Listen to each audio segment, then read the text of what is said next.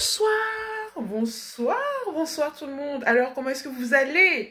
Donc, j'espère que vous profitez bien de votre samedi, de votre week-end, vu le temps qu'il fait. En tout cas, du moins ici en Belgique, il a fait quand même bien beau aujourd'hui. Je ne sais pas quel temps il fait dans le pays dans lequel vous êtes. Donc, moi, tout va bien, tout se passe bien. Alors, si je viens vers vous ce soir, c'est pour vous parler d'un documentaire que j'ai regardé. Donc, je vous mets l'affiche ici. Donc le documentaire, le titre du documentaire c'est Cheveux afro. Donc le documentaire en fait interroge 19 femmes qui parlent un petit peu de leur parcours capillaire. Et aussi ça parle de tout le processus qui a été mis en place pour nous faire ne pas aimer nos cheveux.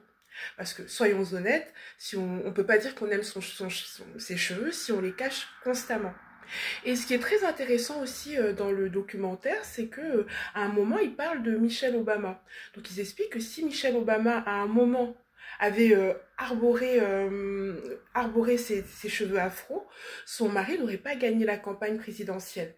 Ce qui est vraiment, c'est incroyable. Donc, quand vous regardez vraiment, c'est un documentaire qui est très très intéressant et vous allez pouvoir constater que c'est un phénomène en fait qui touche tous les afrodescendants. Vous voyez? Donc, c'est même, regardez même en France, vous verrez que plus une femme en fait, plus une femme noire va être exposée médiatiquement et moins on verra ses cheveux dans leur état naturel. Prenez par exemple le cas d'Audrey Pulvar. Donc là, je vous mets sa photo là, quand elle était présentatrice TV.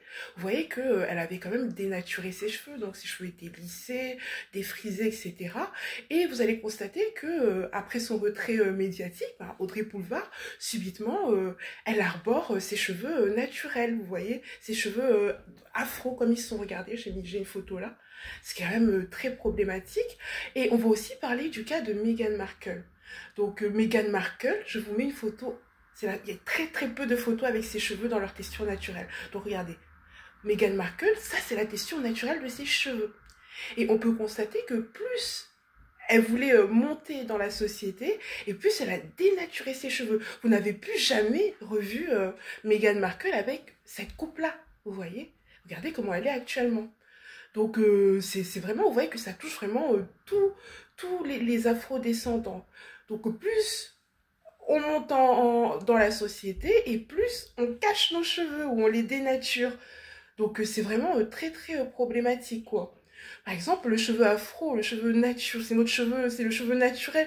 C'est bizarre qu'il soit considéré, quand on le porte en fait, c'est bizarre qu'il soit considéré comme politique en fait. C'est nos cheveux, nous sommes comme ça. Donc c'est vraiment incroyable. Donc je vous invite vraiment à aller regarder le documentaire. Vous allez voir que c'est un documentaire très très intéressant et vous allez comprendre beaucoup de choses. Donc voilà, je vous fais des bisous, on se retrouve tout de suite.